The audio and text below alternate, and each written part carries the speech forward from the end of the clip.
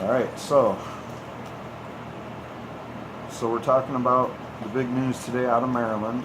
The businesses that have gotten the approval from the Maryland State Marijuana Board. Let's see, it was called the Natalie M. LaPrade Medical Marijuana Commission. Now, I don't know if they're the ones that actually was the final ones that settled on these decisions, but so what we have is a giveaway by the government to their crony buddies and fundraisers and people that help get this law passed because they were in the trenches doing fundraising and whatnot. And then they surround themselves with other people that are just the very people that was against marijuana before, like pastors and rabbis and people that were against medical marijuana, like doctors and government officials, law enforcement officers, people that are against marijuana in general, people locking you up, police chiefs, drug enforcement administration agents, former heads of the Department of Natural Resources Police, the people that used to rip the plants up out of the ground and burn them in front of everybody and make big news out of it like they were heroes or something. All right, so we're going to get into this from the Washington Post story talking about the here's who got in. 30 businesses have won approval to grow and process medical marijuana in Maryland. Regulators announced Monday, putting life into the industry more than 3 years after lawmakers legalized the drug for medical use. Again, slow rollout. Like 3 years later, and you still can't buy medical marijuana in Maryland. So I guess, it's been decriminalized for possessing marijuana in general, but medical marijuana is probably a pretty decriminalized thing in Maryland, but where does it come from? Where does the medical marijuana come from? Well, legitimately speaking, it doesn't come from Maryland until probably next June, 2017. So anyway, I got a little off there. Several of the winning applicants have political ties with major donors or high-ranking officials on their teams, including a company that hired the Maryland lawmaker who was the driving force behind the tightly regulated program. So of course he gets one of the free handouts right off the gate. State officials received an unexpectedly large number of applications from entrepreneurs who wanted to jump into the legal marijuana business. Maryland, which is along with 24 states and the district, has legalized the medical use of the drug and is considered a lucrative area of opportunity because it has a few restrictions on who can buy the drug and limits how many businesses can participate. That's not true. I think what they meant to say is that there's really no limits on the dispensaries. They don't have they didn't say, oh, there's only this many dispensaries, or you can only have dispensaries here or there. That was the part of it that I kind of liked, but there's this other part where you only have 15 growers and 15 processors. It should be the same people anyway. The growers are the processors. So anyway, 24 states, blah blah blah. It's considered. Patients probably will not be able to obtain medical marijuana until summer 2017 because dispensaries have not yet appeared or have been approved. So they have an unlimited number on how many dispensaries they can approve yet. They haven't approved any yet. Some of the cultivation and processing winners have high-ranking law enforcement officials in their teams, including 2 previous heads of the State Natural Resource Police, which is tasked with eradicating illegal marijuana cultivation in state forests. And I'm sure they did it in more places than that. The head of the state police union also is involved with one of the approved applicants. Now, you might remember police unions, they are really policey, like they're always for arrest, put people that use marijuana in jail, put people that grow it in prison. They are usually the cops that are the ones that are the most for the law enforcement, and they're for stop and frisk. And you might remember the police union in New York City, just adamant about stop and frisk, just calling people hypocrites and saying you hate police if you don't think they should be able to stop and frisk. Yeah, police unions don't have any business selling people medical marijuana or being involved in the marijuana business ever. Hypocritical, that's not even a good word. That's such a lightweight word. The Maryland Medical Cannabis Commission chose 15 growers from nearly 150 applicants. And it chose 15 of 124 processors who applied to turn the marijuana plants into pills, oils, and other medical products. 7 organizations received approval to both grow and process the drug. So there was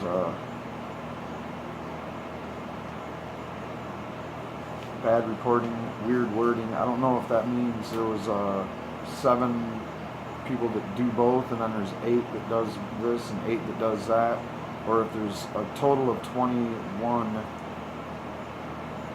Well, that would be 37 combined. I don't know. It's kind of confusing. But the point I'm trying to make about that point is, wow, you only have roughly around between 15 to 30 people growing and processing the medical marijuana for the whole state. What? The DEA is located right down the road from you. And you're going to have growing facilities that grow thousands of plants? I don't know what's going on there. I hope these guys know what they're doing. It sounds like the people that used to pull the plants out of the ground and burn them before they were even ready to smoke, and then brag about it on TV to try to get elected next year, and all their friends and the church people, and these are the people that used to just say no and tell you to, mothers against weed, and they're propaganda prohibitionists that do the ugliest propaganda, and here they are taking over the business. Unbelievable. We're not even there yet. So the businesses must pass another round of background checks and facility inspection before they are formally licensed to operate. Shouldn't be a problem. It's all corrupt.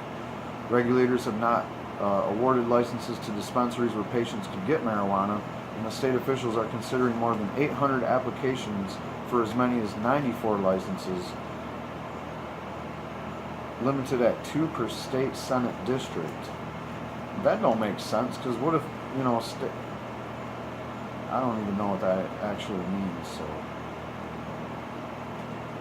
I don't know what that means, that last one, but I'm telling you, 94 dispensaries. In Maryland, you might be able to pull that off. Maryland's a little bigger than 94 dispensaries, though. I mean, there's 94 dispensaries in Detroit.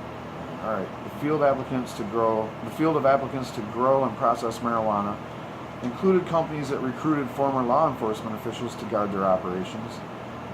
Whatever. Guard their operations, more like set up a complete security network around their operations. Growers from other states and some with political ties. The identities of individuals involved with the companies that were redacted from application materials in an effort to avoid the appearance of favoritism, of course. But don't try to avoid the appearance of corruption. And hypocrisy, by the way. Of the 15 companies cleared for cultivation, at least 8 have ties to marijuana industries in other states. Wow, let the profiteers that are, in Colorado, New York, and Illinois, they kind of messed up there. I don't think Illinois is a state with a successful medical marijuana program, and neither is Illinois. New York and Illinois, not on that list, but those people are part of the people that are there. As a matter of fact, 11 companies have ties to Illinois, where 19 have ties to Colorado. New York looks like somewhere around 6. One of the politically connected companies is Doctor's Orders, the group hired by Delaware Dan K. Moorheim, Democrat, Baltimore County, the legislature's top sponsor of medical marijuana legislation, to serve as clinical director of an affiliated dispensary. So there you have it. Morheim drew scrutiny from good government advocates and rival medical marijuana companies for his involvement with an applicant, which he did not publicly disclose, as he addressed regulators about the program and shepherded legislation to expand who can recommend marijuana for medical use. So corruption works the best if you are in the middle of it. Morheim has said he followed the law throughout the process and cleared his dual roles with the General Assembly's ethics advisor. Prominent developer and restaurant operator Jeff Black runs Doctor's Orders with involvement in Brian Vicente and Christian Sederberg, partners at a Colorado law firm that advises medical marijuana-related businesses. Glenn Weinberg, a former executive from Cordish Companies and the prominent developer that owns Maryland Live Casino, also is part of the group. Other companies that want approval to grow or possess marijuana include Forward Grow LLC, which is approved to grow marijuana in Anne Arundel County, Hesse County. Former Sheriff George F. Johnson IV and its Secretary Director includes Gary Magnum, Chief Executive of Bell Nursery and predominant Republican donor, close to Governor Larry Hogan. Larry Hogan's friends get in on it, of course. That's why he's being so quiet about all this, is because he gets to do his little handouts. Holistic Industries, which includes former top state health regulator and current head of the state police union on its team, won approval to operate a growing and processing facility in Prince George County. The company is run by Josh Gunderson, the fourth-generation owner of DC liquor store Schneider's of Capitol Hill, and former University of Maryland Medical School Dean Donald Wilson. Also participating is Nelson Sabatini, the former head of the State Department of Health and Mental Hygiene, who currently chairs a state regulatory commission. All these people, with the exception of maybe this dean who probably kicked some people out of his college for smoking marijuana, are people that hated marijuana before this, especially this liquor store owner guy. Liquor is one of the biggest lobbies against medical marijuana and marijuana in general. Summed Growers, which approved to operate in Cecil County, is led by Jacob J. Van Windergarden, president of production company that sells wholesale potted plants to large retailers. Hey, we finally found somebody that actually grew weed before the law changed. My man. Anyway, MaryMed LLC won approval to grow in Dorchester County. It's run by Minnesota grower Kyle Kingsley.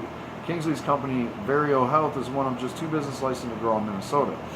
He also won a coveted license to grow in New York's competitive market. State regulators in New York and Minnesota have investigated the company based on allegations from a former employee that it transported marijuana across state lines. Boo-hoo. Michael Bonfain, a healthcare executive and major donor to Democratic candidates, leads companies that want approval to grow and process marijuana in Baltimore County. Of course. Why wouldn't he? He gives big money to the Democratic people. He's probably behind every little crooked thing going on in this whole thing. He's right there throwing money at it. Anyway, the Regional Economic Studies Institute at Towson University managed the evaluation of applicants, recruiting subject matter experts to review and score materials. State-appointed members of the Cannabis Commission had the final say in approving business for involvement in marijuana production. All right.